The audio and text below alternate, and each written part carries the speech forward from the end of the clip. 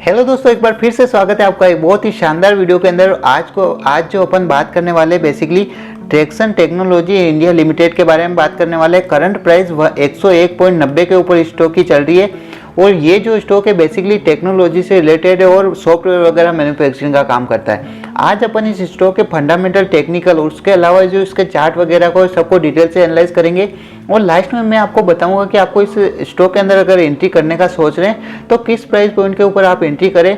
अगर किसी ने एंट्री कर रखी है और उसको लॉस हो रहा है तो आपको क्या करना चाहिए, एक बेहतर गाइड आपको दूंगा मैं। उसके अलावा इसके अंदर आपको रेजिस्टेंस, सपोर्ट वगैरह किस जगह लगा के आपको इस स्टॉक के अंदर एंट्री करनी चाहिए, सारी चीज़ों को डिटेल से अपन समझेंगे। तो चलिए वीडियो को स्टार्ट करते हो। उसके वीडियो को अगर लाइक नहीं किया तो जल्दी से लाइक कर दीजिए और चलिए अब वीडियो को स्टार्ट कर लेते हैं। सबसे पहले अपन इसके कंपनी के फंडामेंटल एनालाइज कर लेते हैं। यहाँ पे देखिए मार्केट कैप 1053 करोड़ का मार्केट कैप चल रहा है, यानी कि बेसिकली एक स्मॉल कैप की कंपनी है। इसके बाद में इसकी फेस वैल्यू देखिए 1 के ऊपर चल रही है। वहीं पे इसने बुक वैल्यू पर शेयर के ऊपर 5.80 चल रही है। स्टॉक का पी जो चल रहा है, सेक्टर का पी जो चल रहा है वो 32 के ऊपर चल रहा है और जो स्टॉक का पी चल रहा है वो 35 के ऊपर चल रहा है। तो जनरली कहा जाता है कि जो सेक्टर के पी से स्टॉक का पी है वो ज़्यादा नहीं होना चाहिए, यानी कि सेक्टर से के पी से स्टॉक का पी कम ही होना चाहिए, तभी उसको एक अच्छा पी मानेंगे। तो हालांकि जो स्टॉक का पी है वो सेक्टर के पी से थोड़ा सा ज़्यादा ही चल रहा है। पीबी रेशियो की बात करूँ तो वो 17 के ऊपर चल रहा है, जो कि बहुत ही ज़्यादा पीबी रेशियो है।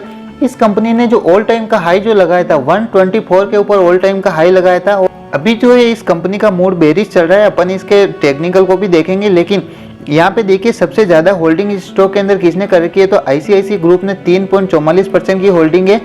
फ्रैंकलिन इंडिया ग्रुप ने 2.5% की और मुकुल महावीर प्रसाद अग्रवाल ने, यानी कि मुकुल अग्रवाल ने 1.94% की होल्डिंग कर रखी है। यहाँ पे इस कंपनी के कुछ प्रॉन्स और कॉन्स है, उनको आप समझ लीजिए। प्रॉन्स की सबसे पहले बात करें तो कंपनी इज ऑलमोस्ट डेप्ट फ्री, यानी कि इस कंपनी के ऊपर कोई भी कर्जा नहीं है, डेप्ट फ्री है कंपनी। नेक्स्ट पॉइंट है कि company has delivered good profit growth of 24.2% CAGR over last 5 year, यानी कि लास्ट 5 सालों के अंदर 24.2% का CAGR इसने जनरेट करके दिया है। अगर इसके नेगेटिव पॉइंट की बात करूँ तो वो है कि stock is trading at 16.3 time it's book value, यानी कि बुक वैल्यू से 16.3 गुना ज़्यादा ट्रेड कर रहा है स्टॉक की प्राइस। प्रमोटर की जो होल्डिंग है सबसे कम है, 34.9% की प्रमोटर की होल्डिंग है। एंड लास्ट पॉइंट जो है वो है कि earning including and other income eight 3.75 crore, यानी कि सारे इनकम सोर्स को मिला के भी इसकी अर्निंग 3.75 करोड़ की हुई है। तो इसके आई थिंक पॉइंट मुझे सारे नेगेटिव ही लग रहे हैं। अपन इसके कुछ फंडामेंटल और एनालाइज कर लेते हैं। यहाँ पे अगर आप इसके वॉल्यूम को देखेंगे तो वॉल्यूम के अंदर 11 लाख की कल के दिन 11 लाख का इसने ट्रेड किया था और परसों इसने 8 लाख का किया था। और महीने के अंदर देखेंगे तो आप इसके अंदर 24 लाख का वॉल्यूम ट्रेड हुआ है। इसके कंपनी के बारे में लेटेस्ट न्यूज़ क्या है उसको आप देखिए कि टेक्सटन टेक टेक्नोलॉजी दिसंबर 2023 net sales at 21.14 crore, up 4.39% year on year, यानी कि ईयर ऑन ईयर बेस के ऊपर इस साल जो इसकी सेल्स हुई है नेट सेल्स 21.14 करोड़ की हुई है और ईयर ऑन ईयर बेस के ऊपर 4.39% का इसके अंदर बढ़ोतरी हुई है। यहाँ पे अपन इसके रेवेन्यू की बात कर लेते हैं। रेवेन्यू को अगर आप देखेंगे तो जो है इसका रेवेन्यू कॉन्स्टेंट बना हुआ है पिछले कुछ क्वार्टर से। सितंबर क्वार्टर के अंदर 21 करोड़ का रेवेन्यू जनरेट हुआ था और वहीं पे दिसंबर क्वार्टर के अंदर भी 21 करोड़ का है। एनुअल रेवेन्यू की बात करेंगे तो 78 करोड़ का रेवेन्यू 2023 में हुआ था और 63 करोड़ का 2022 में हुआ था। नेट प्रॉफिट को और देख लेते हैं। नेट प्रॉफिट के अंदर जरूर बढ़ोतरी हुई है एनुअल बेस के ऊपर। 33 करोड़ का 2023 के अंदर इसने प्रॉफिट जनरेट किया था। क्वार्टरली प्रॉफिट की बात करें तो उसके अंदर भी बढ़ोतरी हुई है पिछले क्वार्टर की तुलना में। तो रेवेन्यू और प्रॉफिट के मामले में तो इसके अंदर बढ़ोतरी हो रही है। क्वार्टर बेस के ऊपर अगर इसकी सेल्स को अपन देखें तो क्वार्टर ऑन क्वार्टर इसकी सेल्स बढ़नी चाहिए। तो दिसंबर 2022 के अंदर 20 करोड़ की सेल्स थी और अभी इसकी 21 करोड़ की सेल्स है, तो ज़्यादा कोई बड़ा मेजर चेंज नहीं आया, थोड़ी बहुत सी सेल्स बढ़ी है। नेट प्रॉफिट भी आप देखेंगे तो 2 करोड़ का बढ़ा है। तो फाइनेंशियली तो मुझे ये कंपनी अच्छी नहीं लग रही है। अपन इसके प्रमोटर की होल्डिंग अगर आप देखेंगे तो यहाँ पे प्रमोटर की जो होल्डिंग है 34.93% की प्रमोटर की होल्डिंग है, जो कि basically quarter on quarter base के ऊपर कम होती जा रही है। पब्लिक की होल्डिंग अगर यहाँ पे देखेंगे तो 48.35% की पब्लिक की होल्डिंग चल रही है।